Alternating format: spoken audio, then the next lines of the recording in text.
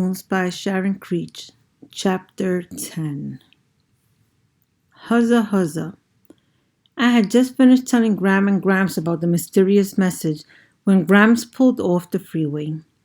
He said he was tired of chewing up the road, and besides, the little white lines down the middle of the highway were starting to wiggle.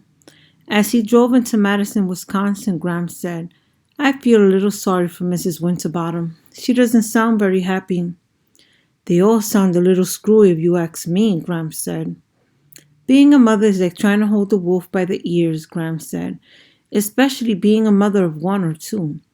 If you have 3 or 4 or more chickabiddies, you're dancing on a hot griddle all the time. You don't have time to think about anything else. If you've only got 1 or 2, it's almost harder. You have room left over, empty spaces that you think you've got to fill up." "Well, it sure ain't a cinch being a father either," Gramps said. Gramps touched his arm. "Horse feathers," she said. Round and round we drove until Gramps saw a car pull out of a space along one of the main roads. Another car saw it too, but Gramps was fast and pulled in. And when the man in the other car waved his fist at Gramps, Gramps said, "I'm a veteran. See this leg? Shrapnel from German guns. I saved our country." The man stared at Gramps. We did not have the correct change for the parking meter, so Gramps wrote a long letter about how he was a visitor from Bybanks, Kentucky, and he was a World War veteran with German shrapnel in his leg, and he kindly appreciated the members of the fair city of Madison allowing him to park in this space, even though he did not have the correct change for the meter. He put this note on the dashboard. "Is it true?" I asked him. "Do you really have German shrapnel in your leg?" Gramps looked up at the sky. "Mighty nice day," he said. The shrapnel was imaginary. Sometimes I'm a little slow to figure these things out. My father once said I was as gullible as a fish. I thought he said edible. I thought he meant I was tasting. Gramps said, "Where do you think the main action is?" Gramps looked all around. He stepped out in the middle of the road and hailed the bus, which was bearing down on him. He spoke to the driver for a minute and then waved us all aboard. The city of Madison sprawls between 2 lakes, Lake Mendota and Lake Monona. And dribbling out of these lakes are other smaller lakes. There are about 1 million parks and 1 million bicycles with special policemen and traffic lights just for bicyclists. It seemed as if the whole city was on vacation, with people riding around on their bikes and walking along the lakes and feeding the ducks and eating and canoeing and windsurfing. I have never seen anything like it. Gram kept saying, "Huzza, huzza." She was so excited. There's a whole part of the city where no cars can go, and thousands of people stroll around eating ice cream. We stopped at the Sunprint Cafe and ate banana muffins. A little later, we went into Elia's Kosher Deli, an ice cream parlor, and ate pastrami sandwiches and kosher dill pickles, followed by raspberry ice cream. After we walked around some more, we were hungry again, and so we went into the Steep and Brew and had lemon tea and blueberry muffins. All the while I heard the whispers, "Rush, hurry, rush." Gram and Gramps moved so slowly. "Shouldn't we go now?" I kept asking, but Gram would say, "Huzza, huzza," and Gramps would say, "We'll go soon, chickabiddy, soon."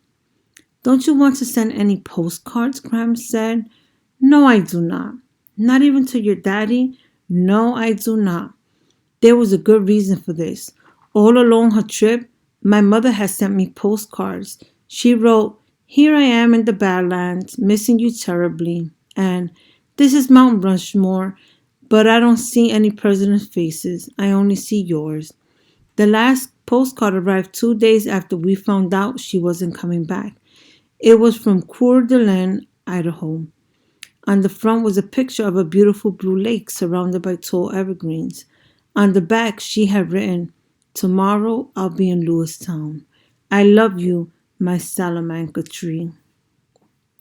"I sure hate to get back on the road," Gramps said, "but time's a wasting." "Yes," I thought. Yes, yes, yes. Gramps settled back for a nap. while I said a few thousand more prayers. The next thing I knew, Gramps was pulling off the road again. "Looky here," he said, "the Wisconsin Dells." He drove into a huge parking area and said, "Why don't you two go look around? I'm going to get a little shut-eye." Graham and I poked our noses into an old fort and then sat on the grass watching a group of Native Americans dance and beat drums. My mother had not liked the term Native Americans. She thought it sounded primitive and stiff. She said, "My great grandmother was a Seneca Indian, and I'm proud of it. She wasn't a Seneca Native American. Indian sounds more exotic, much more brave and elegant." In school, our teacher told us we had to say Native American, but I agree with my mother. Indian sounded much better. My mother and I liked this Indianness in our background. She said this exotic substance in our blood made us appreciate the gifts of nature. It made us closer to the land. I lay back and closed my eyes, listening to the drums beat, rush, rush, rush, and the dancers chant, "Hurry, hurry, hurry." Someone was jingling bells too, and for a moment I thought of Christmas and sleigh bells. When I opened my eyes again, Graham was gone. I glanced around trying to remember where we had parked the car. I looked through the crowd, back at the trees, over at the concession stand. "They've gone," I thought. "They've left me." I started pushing through people. The crowd was clapping, the drums were beating. I was all turned around and could not remember which way we had come. There were 3 signs indicating different parking areas. The drums got louder and louder. I pushed further into the crowd of people who were now clapping louder in time with the drums. The Indians had formed 2 circles, one inside the other, and were hopping up and down. The men danced in the outer circle and wore feather headdresses and short leather aprons. On their feet were moccasins, and I thought again about Phoebe's message: "Don't judge a man until you've walked 2 moons in his moccasins." Inside the circle of men, the women in long dresses and ropes of beads had joined arms and were dancing around. One older woman who was wearing a regular cotton dress. On her head was an enormous headdress, which had slipped down over her forehead. I looked closer. The woman in the center was hopping up and down. On her feet were flat white shoes. In the space between drum beats, I heard her say, "Huzza, huzza." It was Graham.